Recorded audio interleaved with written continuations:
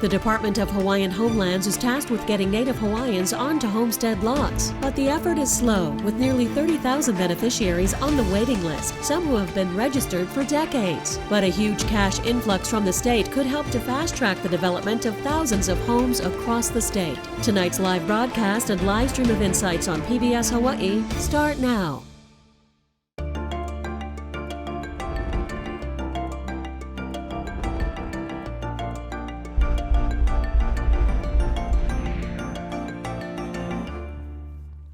Aloha and welcome to Insights on PBS Hawaii. I'm Daryl Huff.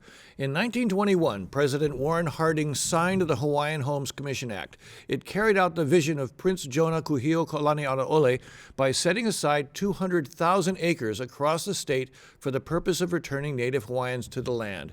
Parcels are granted by the state-run Department of Hawaiian Homelands. To qualify for a 99-year lease, you must have a blood quantum of at least 50% Hawaiian. But the process has been inefficient, with beneficiaries waiting decades, some even dying on the wait list. Tonight, our panel will discuss plans of the legislature to provide $600 million to DHHL. We look forward to your participation in tonight's show. You can email, call, or call in your questions, and you'll find a live stream of this program at pbshawaii.org and the PBS Hawaii Facebook page. Now to our guests. Tyler Gomes is the Department of Hawaiian Homelands Deputy Director. He's a graduate of UH Manoa with a degree in Hawaiian language and has a Juris Doctor degree and certificate in Native Hawaiian law from the William S. Richardson School of Law. Democratic Senator Maile Shimabukuro is the chair of the Hawaiian Affairs Committee. She represents District 21 from Kalaeloa to Kaena Point on Oahu's leeward coast. In addition to being a legislator, she's also an attorney providing nonprofit legal services. Blossom Feiteira was born and raised in Lahaina, Maui, and is a beneficiary herself. She's the founder of Hawaiian Community Assets, which is a housing counseling organization. She's also the former president of the Association of Hawaiians for Homestead Lands. And Tom Yamachika is the president of the Tax Foundation of Hawaii. The nonprofit works to educate the tax-paying public about the finances of the state and local governments. He's a tax attorney with his own private practice. Let me start with you, Blossom Feiteira. As a beneficiary, what's it been like living your life with this program hanging out there that had so much promise or has so much promise, but for many decades, it must have been very frustrating? Well, it has been a little bit. Aloha, Daryl. Mahalo for the opportunity to share my thoughts. I spent 19 years on the wait list and finally received an award upcountry Maui. And I think that, having a better understanding of the workings of the department and the state and how they view their obligation in the deployment of the law really set a tone for me and for others in our community to figure out a way on how can we help the department help us get on the land, right? And so over the years, working with beneficiaries, helping them to get ready, understanding what the process is, has really made a big difference in having our beneficiaries ready to accept an award. The challenge has been that the department has never been fully funded, has never been able to efficiently move development on the trust lands in order to meet our needs. And so this $600 million allocation is, we see it as an absolute windfall that can help 21 projects move across the state that will eventually end up in the hands of beneficiaries on the wait list. So, yeah. It sounds like you're very excited about that. Well, I am. Tyler Gomes, you can't wipe that grin off your face. I just kind of, I think one of the big questions hanging out there is $600 million. What impact could that have, and how would it work? That just seems like a tremendous amount of money for any department, let alone one that, frankly, has a history of some trouble. I hear what Blossom is saying, that a lot of it is that even when you offer a lease to somebody, they can't take advantage of it. But, what do you see just tell me how you felt when you saw that $600 million figure. First of all, thank you for having us here. $600 million is monumental. It's unprecedented. It's never been done before for the department. The only other time the department's received money at this magnitude was a settlement in the 90s And as a result of that settlement, that $600 million, the department has built 40% of all of the existing homesteads in the last 25 years alone. And that speaks a lot to the total 100-year history of the department. So another 600 million could really speed up the way in which the department is able to make awards. But I think it's important to remember that it's probably not a silver bullet, and it is a step forward in a multifaceted, incremental approach that we'll have to take to solving the wait list. Tom Yamachika, you're in the unfortunate position of being one of four who has some doubts about all this. What are your concerns about this proposal? Well, from our perspective at the Tax Foundation, we want to make sure that taxpayers' money is well spent and is deployed to the to the where it's supposed to go, and it does what what the lawmakers want it to do. The problem is we had taken a look at some of the Department of Hawaiian Homelands past record of dealing with what we call NAHASDA grants, which are grants given by the federal government to DHHL to do housing. In the early 2010s, we were getting awards of 12 million, 12 million, 12 million, 8 million every year, and the department took 5 years to spend them. In 2000 and Hey Tom, I'm gonna hold you up for a second. I want to move along a little more quickly, so I'm going to go to Maiʻli. Maiʻli, among your colleagues, Maiʻli, Senator Shimabukuro, I shouldn't call you by your first name. Oh, you can call me Maile. It's fine. Among your colleagues, there has always seemed to be kind of a reluctance to really invest in this way in DHHL. Where did that reluctance come from over the years? Well, I think it really was, we had a lack of funding. I mean, this is one of the first years where, amazingly, we have a surplus. And, my understanding is about $1 billion surplus. So normally we're told that, it's bleak and, the revenues are less than thought, and we're having to figure out how to cut everyone. And so when it came to DHHL and many of the other departments, it was, always talk about how can we trim their budgets? How can we make them be more efficient, more self-sufficient? And so, yeah, I think that's been a lot of the problem is that we never, to have this kind of surplus is such a luxury for the legislature. So I'm just told that DHHL has been prioritized. And then Blossom, I'm curious, as a beneficiary yourself, excuse me, I have a cord trying to escape my ear. As a beneficiary yourself, what happens when an award is made? I mean, do people get blank piece of land? Do they get a house? In your case, tell us your story of what it was like when you got your homestead. What did you have to do then, and what challenges were there? Well, first of all, the department provides homesteading opportunities in many different ways. Vacant lot awards, where the family has an opportunity to determine what their spending is going to be to construct a home, turnkey homes with a set price, and various other opportunities, Kuleana homesteading, where they get a piece of raw land. The challenge for the beneficiary is not having a plan in place that they can fund themselves, first of all, okay? Whether it's qualifying for a mortgage.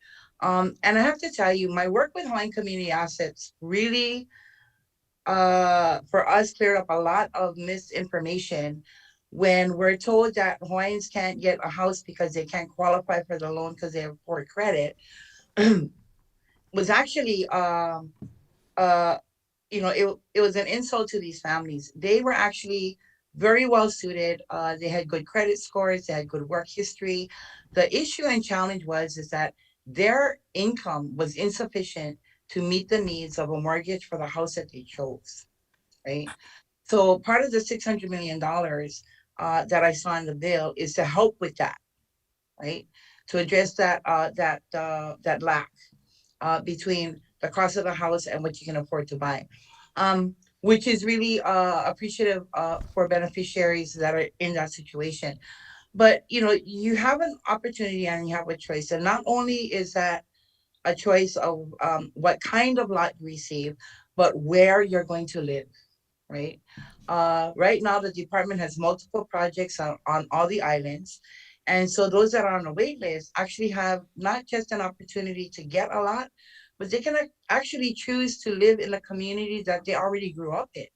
Yeah, Blossom, let me move on to Tyler, because that brings up a point that's raised by one of our questioners, Glenn from Molokai. About 20% of DHHL on Oahu, or HHL, Hawaiian Homelands on Oahu, are the Waimanalo Cliffs. Does the state expect homesteaders to live on cliffs, or would DLNR be interested in swapping livable lands with these conservation before they give 90,000 acres to Department of Ag? There's a lot of complex land transactions there, but I know that one of the big problems for the program has been you didn't have land where you had the beneficiaries. Is this something that can change, and is there also talk about getting you land that you can use to develop? Yeah, I think, well, I mean, to speak to the idea that there are cliffs in Waimanalo that have been awarded to or given to the department for awarding is unconscionable, right? The Department of Hawaiian Homelands does not expect to put any homesteaders in uninhabitable areas, but it is a continual challenge to identify lands that are suitable for homesteading. And when we are able to identify them, the next challenge is either being able to afford purchasing that land or reaching an agreement in which a land can be swapped. And so $600 million, depending on how the bill is authored, could easily provide funds to either acquire more suitable lands, particularly on Oahu, which has the longest residential wait list, but the smallest amount of available and developable residential lands, or, just given the support we've seen from the legislature this year, I think there's a real feeling of helping the department figure out its land shortage issues, which could bring, other departments to the table in a collaborative way to really figure out how to reprioritize lands across state departments. Tom Yamachika, when you hear talk like this, do you, I know you've commented on the history of the department, maybe not spending down its money as quickly as you'd like to see, but do you see value in having a department that with a clear mission being given this level of resource, as opposed to other departments where their mission might not be so clear?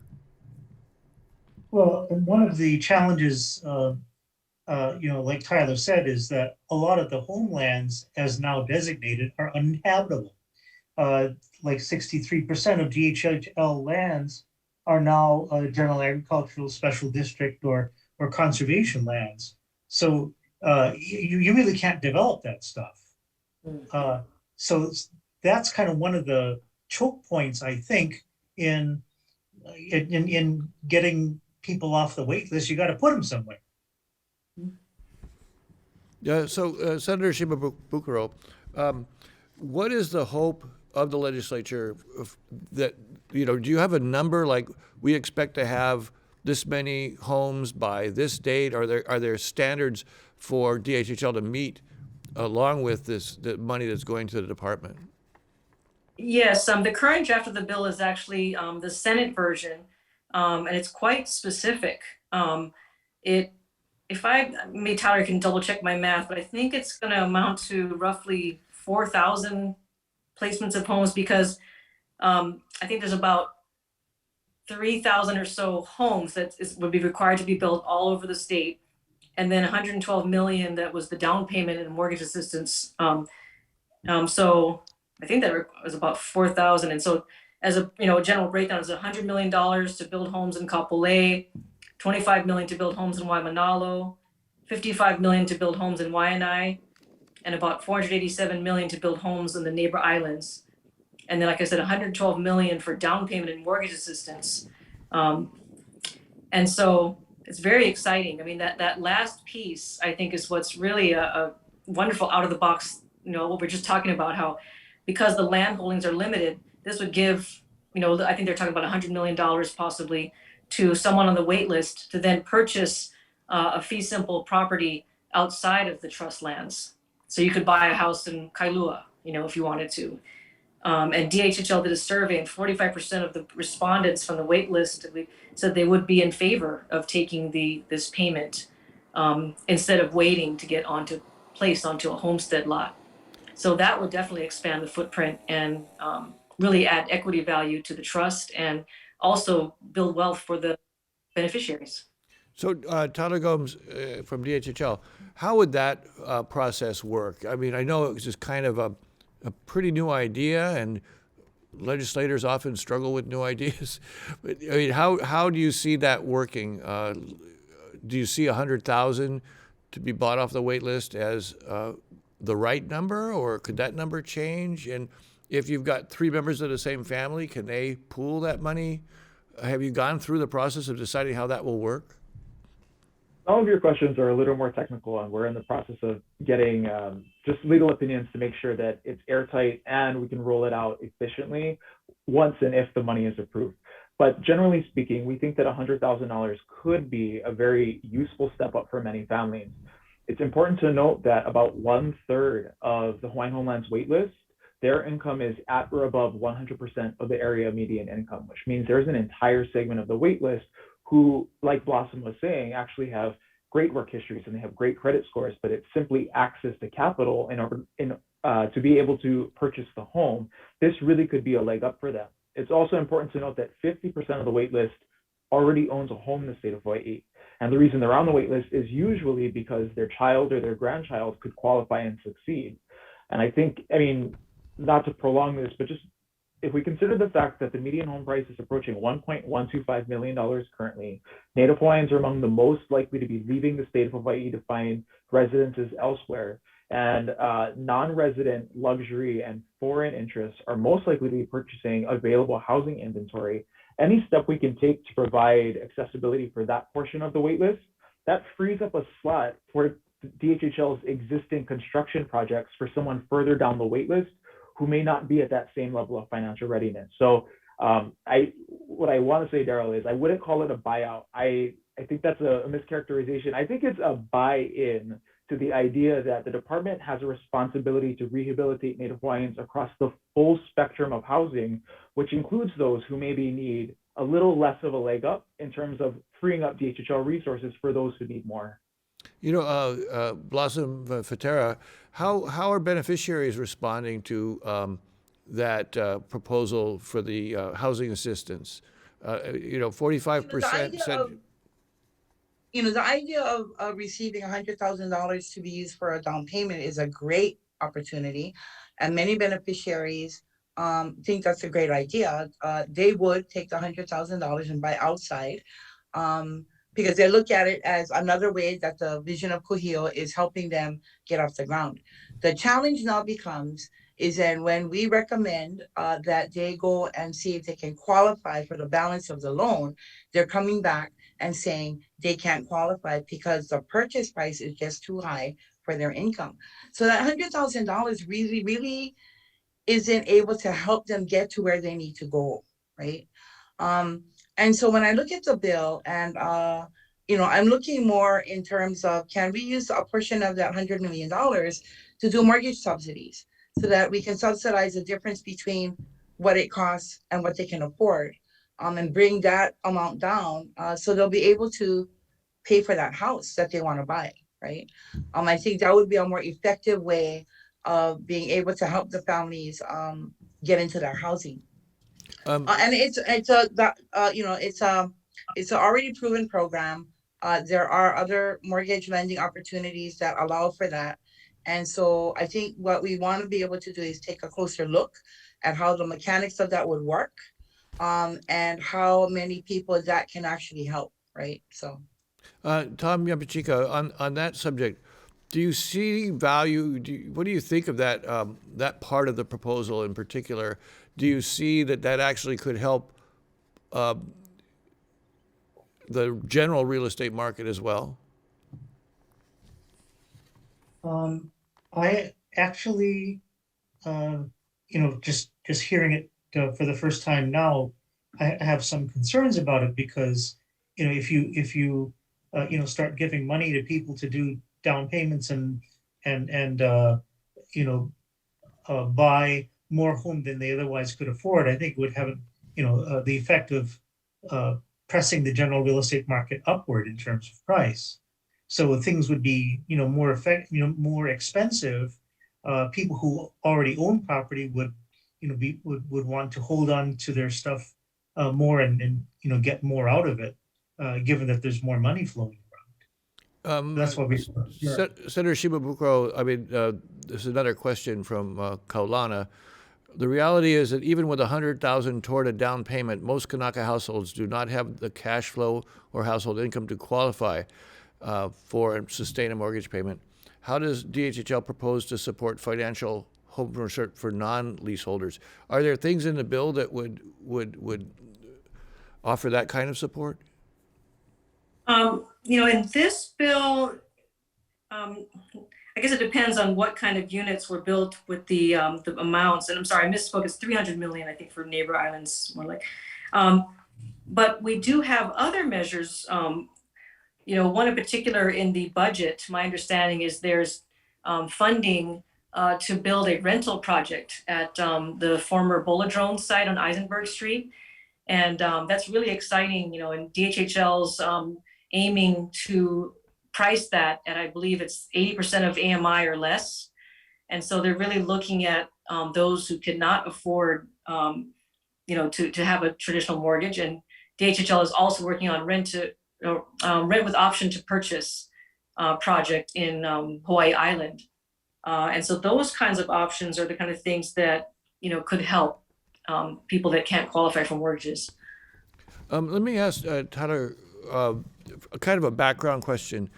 When people talk about $600 million, I think they automatically think, oh, they're going to use $300,000, they're going to build a house. They're going to use $200,000, they're going to build a lot, and then money will go away. But the fact of the matter is, many, if not most, of the beneficiaries are going to be buying things that cost more than their lot, right? So essentially, $600 million leverages out to an economic value much higher than $600 billion, much higher in terms of housing. Have you guys done that math? And could you just sort of explain to folks why $600 million is actually worth a lot more than $600 billion? Sure. We've had a couple of months to contemplate it, so we've not had a chance to really think about how far that money actually translates. But $600 million, I mean, we can look at it a couple of ways. Like, let's look at it in terms of the down payment assistance. We know that 600 million, and I don't think all 600 million in the Senate version is intended to go towards that purpose, but that really could change not only the shape of the wait list, but it could also change the reality of acquiring homeownership in Hawaii, which is different from the homesteading program because fee simple alone allows for extra leveraging, right? You can borrow in greater amounts on your fee simple property. You have access to more loan products on your fee simple property. So that's one way it could translate in that way. But on the other end, if all 600 million were diverted to construction projects and infrastructure projects, really what people don't realize is that the department subsidizes almost $150,000 on average just to put the basic infrastructure in every single lot, which is water, electric, sewer, internet, those things. And so 600 million to parceled out into these pieces might seem like a flat amount, but the reality is we've never been able to approach construction contracts with the vast majority, if not all of the funding at the front end of the project. The reality is if we are able to receive those sums, it could not only speed up the construction pipeline, it might change the way in which the department is able to approach construction in general and diversifying its lot offerings. And while that may not, I don't know a number that translates into, that could, drastically help us bring the number on the wait list down. So I want to respect our audience and read some questions. We're getting quite a bit, and I want to catch up. Home ownership is so archaic, need to provide transitional housing for waitlisters until home building and no mortgages figured out. I think that Maiʻli Senator Shimabukuro did mention there are rental projects and so on that are in the works. And so I think that's the answer to that question. I was never asked or sent a letter to get $100,000. This is from Cameron. That would not even pay for rent. I would never accept that. You still think we Kanaka stupid. nothing less than $700,000. Let me ask, Blossom, you mentioned you were concerned a little bit about that payment in lieu of. Are you a little afraid that people will take that money, leave the wait list, and then be in a worse place than if they waited for their homestead? Well, yeah, I mean, being that I've worked on payment assistance programs before, you can build in certain protective measures. But, at the end of the day, what you have is a family who wants to be a homeowner. The $100,000 is a really bright little star in the sky for them. And for them to be able to be forced to face the reality that even with $100,000, they may not be able to get a fee simple home, kind of defeats the purpose, right? And so I just want to be cautious that when we're dangling that carrot out there, we need to also make sure that there are enough supportive measures and programs that can help boost them to the point where they can be able to use that $100,000 more effectively, right? And that is not contained within the structure of the bill. I've got a couple of questions that are very interesting. One from Faith, it's not giving money, it's the Indigenous Hawaiians' rights, period. And another, our lands are in trust, the trust is being abused and neglected big time.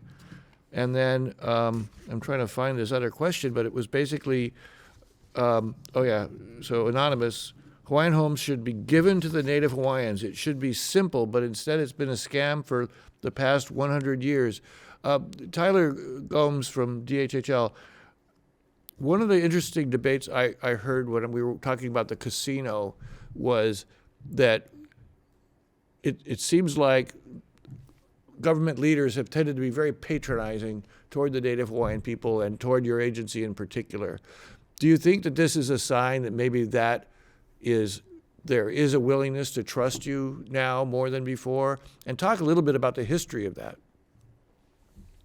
I do think that the money is a sign that the government is willing, our legislature in particular is willing to trust the department. I think with that, we have to earn the trust of beneficiaries because there were periods of mismanagement. And we know that because settlements were reached between the trust beneficiaries and the state. And many lawsuits have occurred in that time. I think it's just important to remember that, Tom was pointing out the fact that there was unspent Naha's dollars, so federal dollars. It's important to remember that in the early 2010s, the legislature was providing the department $0 in its annual legislative allocation and saying the department should rely on its settlement money, which is different than what it's entitled to from the legislature, right? And so, a prior administration's decision to figure out how to save money, that's reflective of the 100 years that DHHL has been in existence in terms of figuring out how to make do with what it has and the hopes of convincing those with the purse strings to give us a little more. That said, again, to Tom's concern about spending the money down, what I will speak to is the strength of our administration and the willingness we've been taking to be innovative and really try new things. For the last several years, the federal government has provided us $2 million in the HASDA funds as a result of the very problem that Tom pointed out. Just a couple of weeks ago, Senator Brian Schatz announced a 22.3 or 10 times the amount of money, $22.3 million allocation in those funds. So I think we're seeing, to answer your question, Daryl, we're seeing a reinvigoration of trust at the state and federal levels, and that's very promising, not just for the department, but for its beneficiaries. Let me, there's several questions along this theme. Again, questioning kind of I'll just say it out loud, competence. DHHL has completely failed in its deliverables and has been stuck in a revolving door of blocking innovative building options. 400,000 is not even a dent when you have more Hawaiians living in Las Vegas. Blossom Feiteira, when they say blocking innovative building options, what does that mean? What are they talking about there? Well, there are some that believe that using alternative building materials can cut down costs. Coming up with a more relaxed building code can cut costs. But the challenge is that we are working with a state agency whose ability to be more flexible doesn't really exist. Okay. And it takes a lot of work to go to a state agency like DHHL and start to work on rulemaking so that we can do the things that we want to do. What has happened in the past, I'd say since 95, maybe 96, is that beneficiaries have come forth with new innovative ways of utilizing the lands for homesteading purposes. So we have the Kuleana homesteading program now that makes the wait less lengthy. You take a piece of raw land, you do with it what you will. You have the rent with option to own program that addresses those that are the lowest income level on the wait list. That has been extremely successful. And so, as these new innovative ideas come forward, we have to make sure, and the department has to make sure that they are able to deploy properly, that we cause no harm to our beneficiaries or their successors. And that takes a lot of time. Government is bureaucracy times 10, okay? And that is unfortunate, but if we are willing and able to learn what the process is and actively participate in addressing those challenges, what we see is a great partnership between our trust agency and our beneficiaries. And I think that has been a catalyst for a lot of the innovation and new stuff that's coming on the pike with Hawaiian Homes. The $600 million is definitely a major shot in the arm for the beneficiaries and for the department. And I just want to say that up until 2017, if the department got $10 million in CIP money to do lot development, they counted themselves lucky. 2017 saw an influx of $43 million, first time ever. During the pandemic, the department received $78 million for CIP, another first.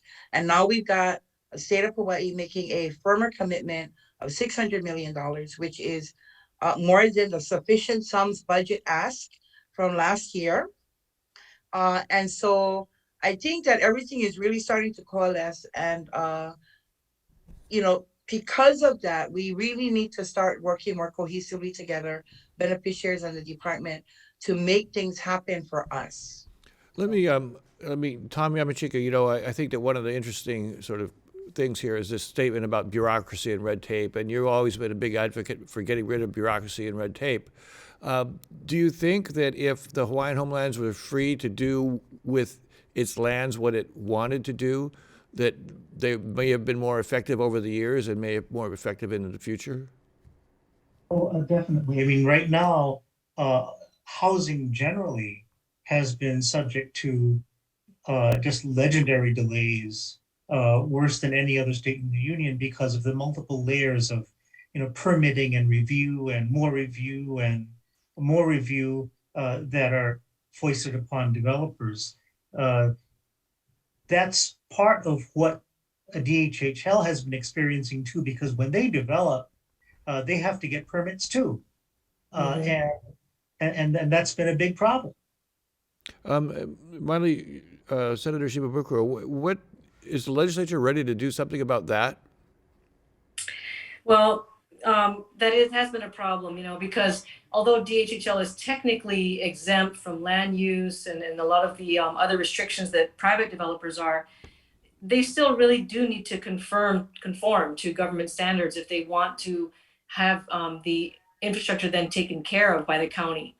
But that's been a problem for a long time now. And so we actually do have a bill, SB 879, that actually does require the county to accept dedication of the infrastructure from DHHL. I think it's within 60 days, as long as it's in county standards, because it's an ongoing problem. DHHL has to maintain, their streets and, water lines, and all the things that go wrong with them, the sewer lines. And so it makes it extremely expensive for them to run the homesteads that they need to do.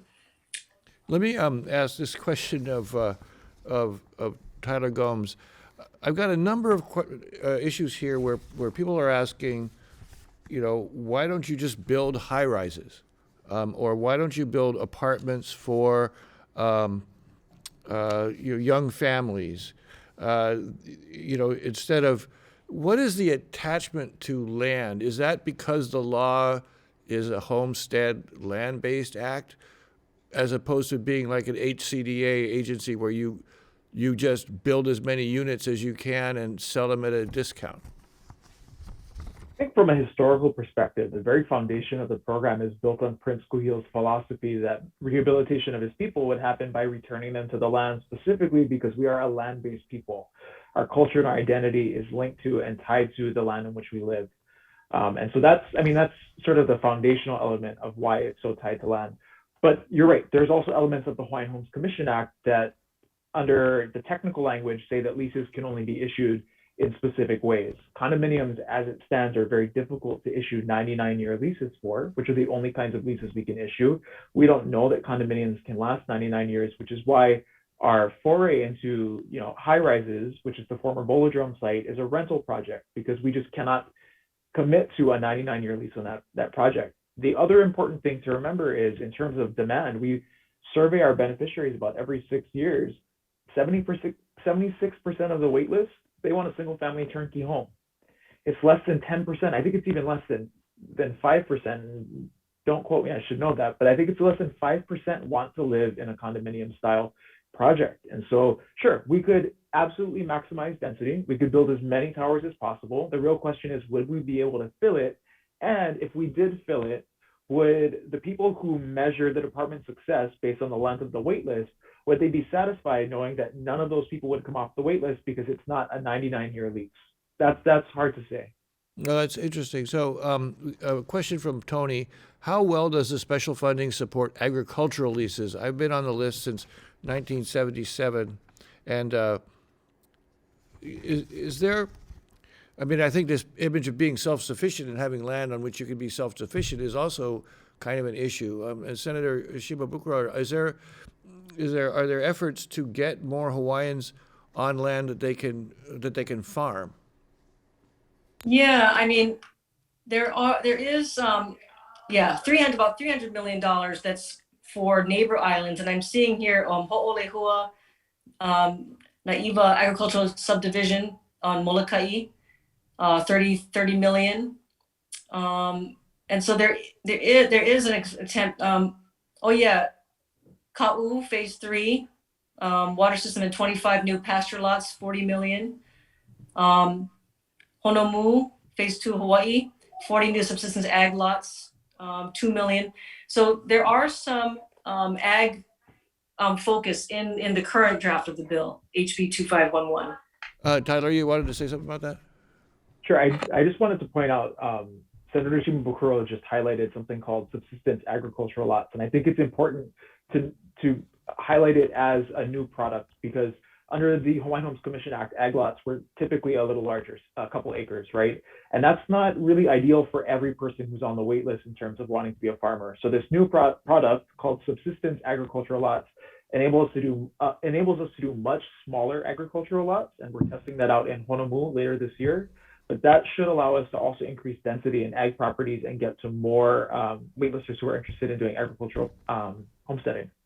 Blossom Feiteira, what are you, coming from Maui, do you see a lot of people that are waiting for an opportunity to have a farm lot? Well, the last agricultural lot that was awarded by the department was in 1985. And our agricultural wait list is way longer than our residential wait list. And so, once again, working with the department, we've been able to identify areas on West Maui and Central Maui, as well as upcountry, that will provide about 600 ag lots. And they are subsistence lots. So between 1 and 2 acre lots, which is what the ag wait list people are saying they can, they have the capacity to farm. But I think what's more important is that, we're slowly coming out of this pandemic. And one of the main things that came out of that was a realization that our ability to sustain our food was very much at risk during the pandemic. And so there's been a much harder and closer focus on the development of ag lots, particularly for food sustainability among our beneficiaries. And so, anytime that we can deploy lots of all activities is always a good thing because we've got people ready and willing to go to get that stuff done. So, you know, I'm sorry, I just can't get over the fact that the state is giving the department $600 million. I'm just really excited about it. Hey, let me ask Senator Shimabukuro. I mean, I've seen initiatives that seem to have full consensus of the legislature, like this one. It seems to have full consensus. Even the people who have expressed reservations, they're still voting for it. But you know, and people like Blossom, the department, are very excited about this. Is there any dark cloud on the horizon of this bill? Is there any reason why this bill might not get through? I hope not. I mean, you know, there are times though that, you know, we are told, you know, during the legislative session that there's been some, obviously an emergency could strike, you know, if there's some kind of eruption on the Big Island and you know, so if there's some kind of natural disaster, you know, of course that could affect the budget. And, you know, I guess if there's any kind of change in the economy, you know, sometimes we will hear from the Council on Revenues that all of a sudden the revenues they thought were coming in aren't going to come. So they tell us that we have to actually now go back and take away a lot of the appropriations we had thought we could give out. So those kind of things, you know, hopefully won't happen in the next, 2 months or so. But otherwise, you know, and then I guess too, I think it's important to point out to the audience that there's, you know, what's going to happen is, you know, the bill, it still needs to be heard by Ways and Means, which I anticipate it will. But then we're going to have two different versions of the bill. There's the House version and the Senate version. The House version is a much more flexible. It doesn't specify all these lots that I had read off earlier. So that would need to be reconciled between the two, you know, which version are we going to go with? But the good thing is that, you know, both houses have definitely, you know, have seen, you know, their two versions of the bill seem to really committed, you know, to this amount. So I'm optimistic. You know, Tom Yamachika from the Tax Foundation, a couple of questions that I thought might interest you. One is, there are many other issues facing Hawaii, such as homelessness and affordable housing. The $600 million should be divvied up to account for these issues as well. That's Nancy from Pearl City. Beneficiaries and waitlisters, Hawaiians, Kanaka, need their basic needs met. How can DHHL make this a priority? What's being done on each island? That's Uilani. But I mean, is there a sense that this is too much going to one place? Do you think that there are unmet needs that could use this money better? Well, I mean, there are always unmet needs. You have this debate every year with every legislative session, especially recently when there's been, you know, concerns over, you know, maintenance backlogs and the airport looking scuzzy, with the same criticism, all kinds of, you know, things that, you know, in the minds of various advocates, the money could be better spent. You know, so this debate happens every year, and once in a while you kind of just have to set it aside and say, as a policy matter, we're going to do something about this issue this year. And I think that's what's happening to this, you know, this issue. It won't happen every year. So I think, you know, it's up to the legislature to strike it while, you know, strike the iron while it's hot. It's interesting, Tom. You were on this show as one of the few people they could find to criticize this idea, but it sounds like you're saying it's not a bad idea. I mean, I didn't put that in the form of a question. I mean, it doesn't sound like you're actually against this. No, not at all. We do want to see, you know, some good come from this, and we just are concerned that we want to make sure that whatever is screwing up, you know, the deployment of these resources to, you know, their intended use in the past has, you know, that these problems are being cleared, that they're well understood, and that, you know, there's a path forward, you know, to deal with the problems. If you can't just throw money at something, and expect it to be solved. You have to have a clear understanding of, what the stumbling blocks are, what the issues are, how you're going to get around them, and then deploy it in the most efficient possible manner to do the most good. And that's what we want to see. Tyler Gomes from DHHL, I want to compound that with a couple of questions.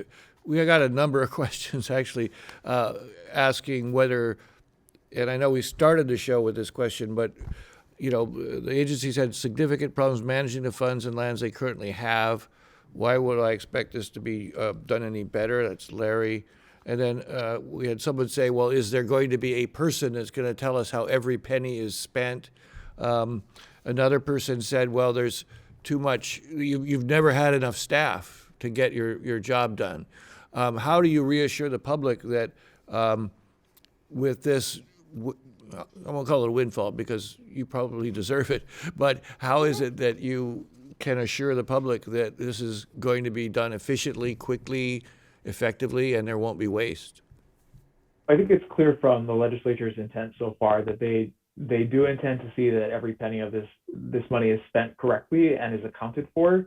So that's going to be up to our legislators and how that's incorporated either into the bill or into the committee reports to ensure that there's proper accounting. In terms of staffing, the department is actually presently underway with filling some very much needed positions, which we were unable to fill during the pandemic due to the state's hiring freeze. So we're increasing capacity. And I think overall, this idea that the department has just been 100 years of this mismanagement, I think that's a discredit to the many administrators and staff who have worked tirelessly. And I would love to reframe the issue to think about, look at everything this department has done in spite of every possible roadblock. Look at everything this department has done in terms of funding being withheld, funding not being given at all, lands being removed by the trust and given to other interests. All of these things, I mean, the very fact that the sugar lobby successfully got some of the worst lands in the state given to this department to develop for homesteading. In spite of all of those things, we've managed to accelerate development in the last 25 years in a way that wasn't seen in the first 75. Look at all we've done with all the limitations we faced, all the backlash we faced, all the criticism we faced. And I think that is a credit to some very hardworking staff and commissioners and administrators and directors and deputies who have done a lot with very little. And I've said this last year and I'll say it again. I think that is a testament to the story of the Hawaiian people in Hawaii. We have always been expected to do a lot with very little. We've been expected to be grateful for what we get and yet make miracles out of it. And so when I look at the department, I don't see a failure. I see 100 years of really strong work, knowing everything that's been put in our path to get to this point. Blossom Feiteira, do you think that most beneficiaries feel that way? No, they don't. But I think what I can say for a majority of them is that, Tyler is very correct, right? We have been put upon, we have been told to wait your turn. And yet, there's this thing in the Hawaii State Constitution and in the Missions Act, right? This federal law that made Hawaii a state. There is an obligation that the state has to the Native Hawaiian people, those beneficiaries of the Hawaiian Homelands Trust. And this year, we see that fiduciary obligation being carried to the utmost. I will give credit to the Department of Hawaiian Homelands that in spite of the lack of staff, the lack of funding, you got people in there that is driven to serve our people in a way that can produce lots, produce water development. They do everything that they can to be able to make sure that lots are developed and deployed to the people on the wait list. And so, I have to agree with Tyler on that. I've been working with the department for going on 25 years, like he said, and I can testify to the fact that more has been done in the last 25 years with the lack of staff and the lack of funding than the last 75. So yes. Blossom, I want to read this note that we got from Valerie from Maui. Please thank Blossom for being a fierce Hawaiian woman that has dedicated much of her life to this fight. Senator Shimabukuro, let me ask this question. Last year, legislators pretty I think it was last year, might have been the year before, it's all a blur, but they pretty much shot down, after sort of cursory hearings, the whole idea of a casino on Hawaiian homelands. And, Tyler Gomes was a strong advocate for that. Do you see that this amount of money being provided out of general funds, is it all an effort to soften the pressure to allow Hawaiian homelands to do something like a casino? I think that the message has finally gotten out, to all the policymakers out there, that it's really long overdue that DHHL finally gets the support that it needs. And I think that perhaps that casino debate highlighted that DHHL was really desperate to look for ways. The Star Advertiser article showed that with 28,000 on the wait list, and with the budget that they've been getting, I think they said it was going to take over a century to get through just the people on the wait list now. And so it really did highlight that the state, needs to step up to the plate.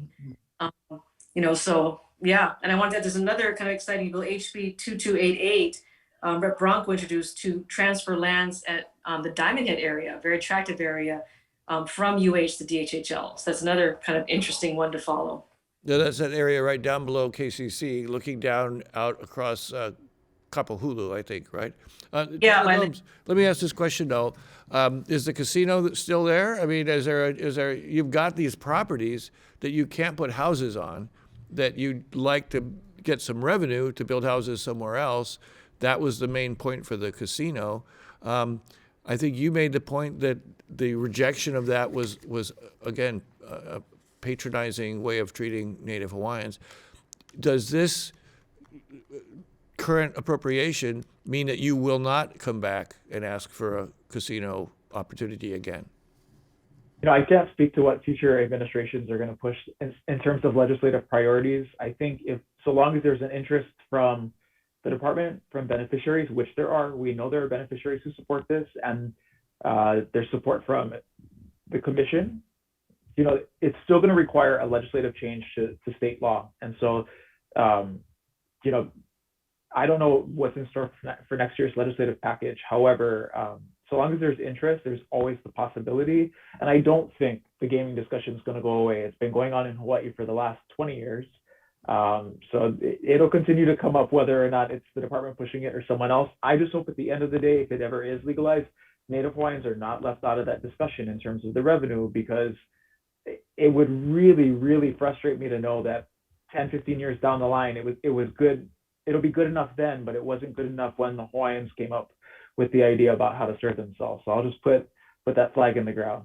Okay, and then Tom Yamachika, in a very brief answer, if you would, what mechanism would comfort you in terms of monitoring this money? Is there something that they could do to make sure that this money is spent well? Some other oversight mechanism? Well, the best thing, of course, in most instances, a whole lot of transparency. Too often, government agencies have their own special funds. They kind of spend it however they want, and nobody can see what it is they're doing. People like you in the press can't cover it because, again, there's a veil over it. We need that to not happen. We need to have people being able to look at it, see what's going on, and if there is, something that smells pilau, we need somebody to see it and bring it to everybody's attention. Okay, let me ask a last question for Blossom Feiteira. Tell me in 1 minute, what's your hope now? Are you more hopeful than before? Well, I've always been hopeful that the department and the beneficiaries can work together to solve our problems. This influx of funds will definitely make that relationship a lot stronger. And I think that Mr. Yamachika is correct, is that the concern about transparency is very obvious. It always has been for beneficiaries. And I think that if we can respond to those concerns and come up with those solutions, I think we'll be able to be more effective on both sides of the aisle and be able to see a host of awards happen in the next 5 to 7 years with this money. So thank you. And then what are your family and friends and all these folks saying about this? Does it make them feel like the change has finally come? Well, they're going into a small kind panic, as we say on the ground, because with this money comes that opportunity becomes a reality. Yeah? So now they're, looking for homebuyer education programs, getting all their documents together, right?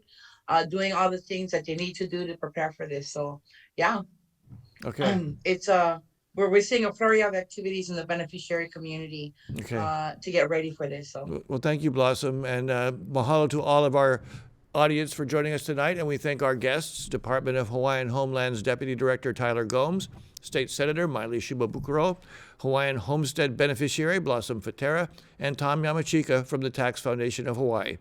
Next week on Insights, getting to know Hawaii's political parties. Although local politics is dominated by one party, there are a total of 6 that have qualified for this year's election. We've invited representatives from each of them to tell us what they stand for and why you should consider their candidates. Please join us then. I'm Daryl Huff for Insights on PBS Hawaii. Aloha.